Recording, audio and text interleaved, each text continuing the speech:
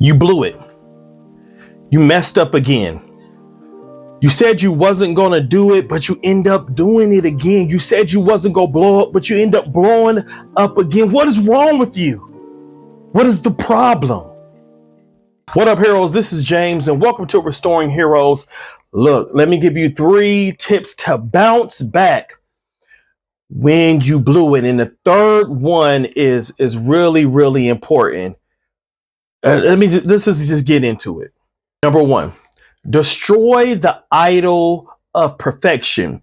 You have a version, an ideal version of yourself that's perfect, that never makes mistakes, that knows everything, that can stand toe to toe with the people that you admire, the men you admire, stand toe to toe with the pastors that you listen to, and the preachers that you listen to, and the people that you see on YouTube. You can stand in the same room with them, and you build it up to a point where your ideal person becomes a place where you find your peace, and you look at it and you worship the ideal person. Stop it! Look, you are not perfect.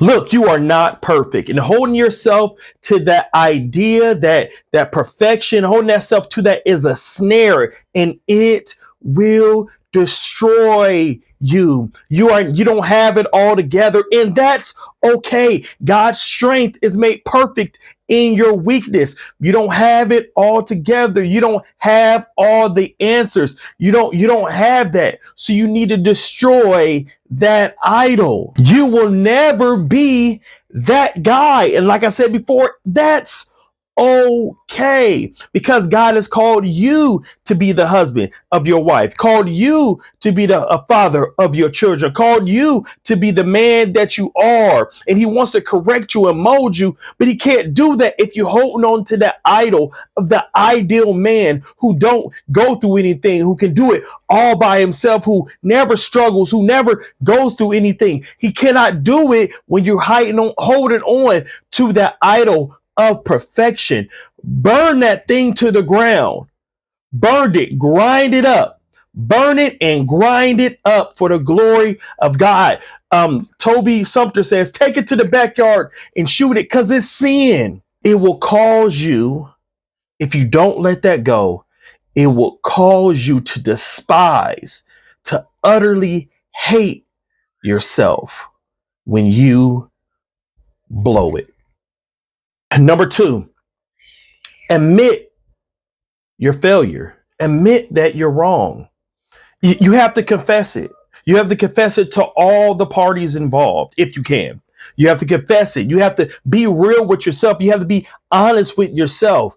Look, I had something planned and it didn't work out. Look, I felt this way, and the reason why I reacted this way, wife, the reason why I reacted this way, son, the reason I reacted this way, daughter, was because something inside of me, and it was wrong. And please forgive me.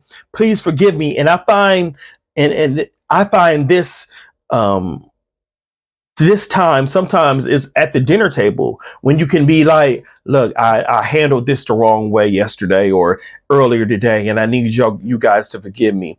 It seems to go over easy when you have a home cooked meal and you're already.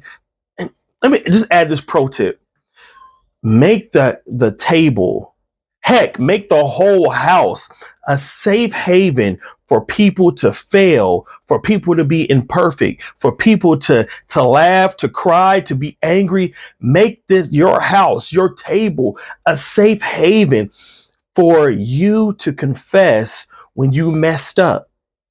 Make it a safe haven for your son to confess when he messed up, your wife to confess when she messed up, your daughter to confess when they mess up.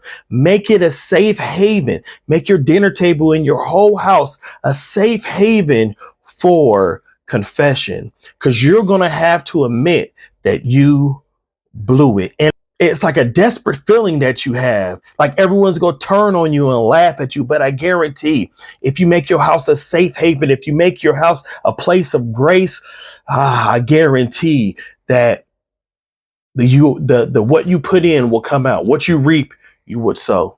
And number three, forgive yourself. Forgive yourself. I know that you had all the blockades. You had all the things in place. You put all the things stacked up and you still found a way to fail yourself. You still found a way to let yourself down. You have to let yourself off the hook. You have to let yourself off the hook. So I'm letting you know, beating yourself down is not going to change the fact that you failed. It's not going to help the past. It's not going to change the outcome. It's not going to change the consequences. You have to forgive yourself. Yes, you have to deal with the consequences of the failure. You have to deal with the consequences of your actions, but you have to let yourself off the hook to deal with it with the grace and the love that God has for you. But beating yourself up is not going to help God. God has already forgiven you once you confess. But you have to let it go. You have to forgive yourself when you blow it, when you fail. This is just some quick advice I have for you. You have to kill that idol of perfection. You have to admit that you failed. You have to make your family, make your household a safe haven to confess for confession and love and joy and peace and laughter and all that. And you also have to forgive yourself, because I'm telling you, brothers, you are going to fail. You are going to fail, but these are 3 steps to bounce. Let's say 3 or 4 steps to bounce back from failure.